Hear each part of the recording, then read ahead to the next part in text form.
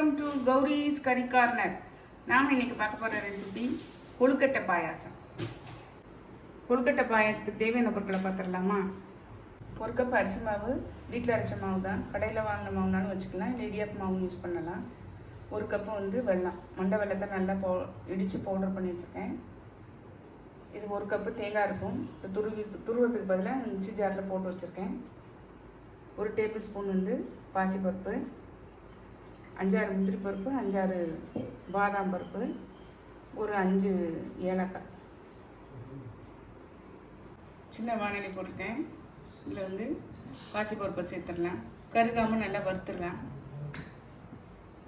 லைட்டாக வறுபடுற ஆரம்பிச்சிருச்சு பாருங்கள்.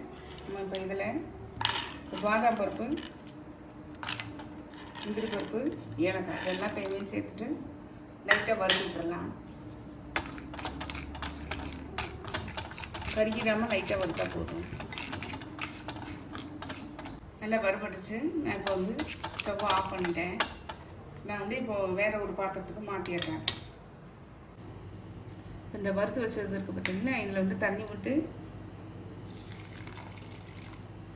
நல்லா ஊறட்டும் பார்க்கலாம்.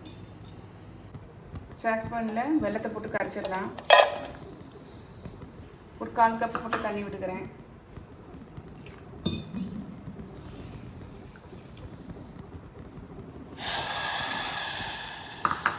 கொஞ்சமாக தண்ணி விட்டு கரைச்சா போதும். கரையிட்டு காமிக்கிறாங்க. இது கரைஞ்சிக்கிட்டு இருக்கட்டும். நம்ம மாவு ரெடி பண்ணிடலாம். கொழுக்கட்டைக்கான மாவு, மேல் மாவு தயார் பண்ணிக்கலாம். நம்ம இப்போ ஒரு பேன் போட்டிருக்கேன். இந்த கப்புக்கு தான் ஒரு கப்பு அரிசி மாவு எடுத்துருக்கோம். இதுக்கு 1/4 கப்பு தண்ணி விட்டுக்கலாம்.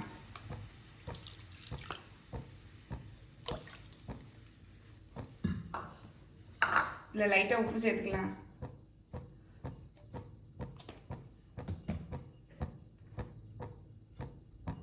ஒரு ஸ்பூன் எண்ணெய் அல்லது நெய் விட்டுக்கலாம். நெய் விட்டால் வாசனையாக இருக்கும். நல்ல நெய் விடலாம். கொஞ்சம் கொதிக்க ஆரம்பிக்கட்டும். லைட்டாக கொதிக்க ஆரம்பிச்சிச்சு பாருங்கள். நம்ம நல்லா அடுப்பை சிம் பண்ணிவிட்டு கொஞ்சம் கொஞ்சமாக விட்டு கலரிடலாம்.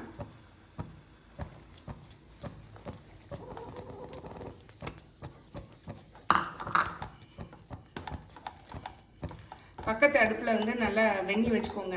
தேவையானதை நம்ம இதோட அதிகமாக தேவைப்பட்டதுன்னா ஒருவேளை நம்ம ஊற்றிக்கலாம்.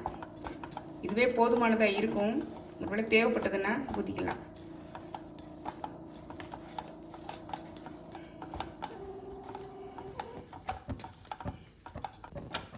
நல்லா ஒன்றா சேர்ந்து வந்துருச்சு பாருங்கள். இப்போ நம்ம இந்த ஸ்டேஜில் அடுப்பை ஆஃப் பண்ணிவிட்டு நல்லா மூடி வச்சிடலாம். இது மாதிரி டைட்டாக தட்டு போட்டு மூடி வச்சிடலாம். இருக்கட்டும். மேல் மாவு ரெடி ஆகிடுச்சு பாருங்கள்.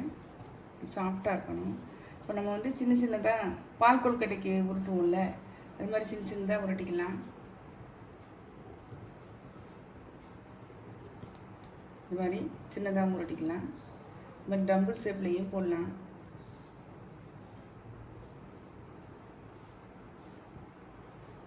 இது மாதிரி டம்பிள் ஷேப்லேயும் சிலிண்ட்ரிக்கல் ஷேப் அதுலேயும் போடலாம்.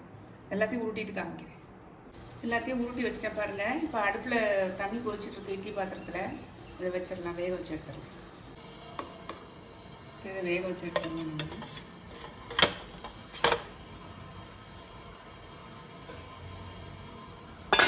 1 மினிட்ஸ் வந்தால் போதும். இந்த பாசிப்பருப்பு, முந்திரி பருப்பு, பாதாம் பருப்பு இதெல்லாம் நல்லா ஊறிடுச்சு பாருங்கள். இப்போ இதை தேங்காய் அதை நறுக்கி வச்சுருக்கேன் இல்லையா, அதோட நம்ம இதை சேர்த்துடலாம். சேர்த்துட்டு நல்லா குறப்பாக அரைச்சிட்டு காமிக்கிறேன்.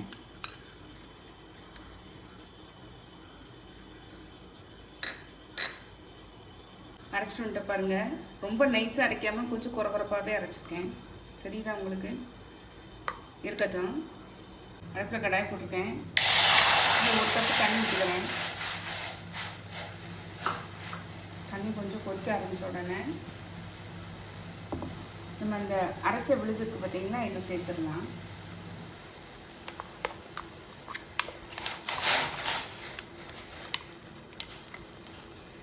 சேர்த்துட்டு நல்லா கிளறி விட்டுருங்க.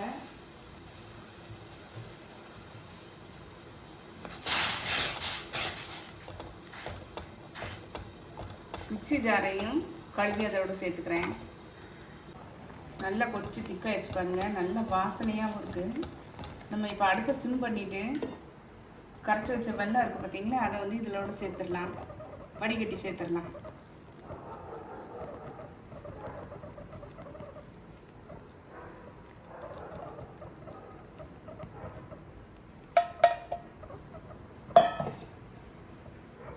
இது நல்லா ஒரு கொதி கொதிச்சு ஒன்றா சேர்ந்து வரட்டும். நல்லா கொதிச்சு திக்காயிடுச்சு பாருங்கள். நம்ம இந்த ஸ்டேஜில் வேக வச்சுருக்கோம் இல்லையா, இந்த வேக வச்ச கொழுக்கட்டைகளை இது உள்ளே சேர்த்துடலாம்.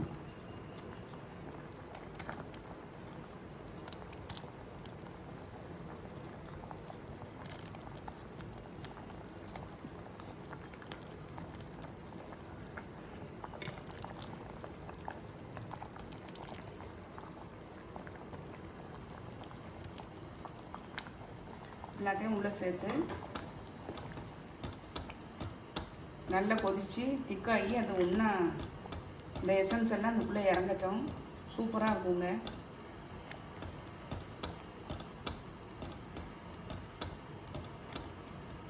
ஒரு 2 நிமிஷம் கொதிக்கட்டும். நம்மளுடைய கொழுக்கட்டை பாயாசம் பாருங்கள், சூப்பராக ரெடி ஆயிடுச்சு. செம்மையாக இருக்குங்க.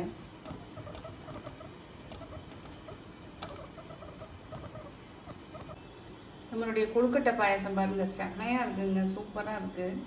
மேலே குங்குமம் பூ போட்டிருக்கேன் பாருங்கள், செம்மையாக இருக்குது. டேஸ்ட்டும் செம்மையாக இருக்குங்க.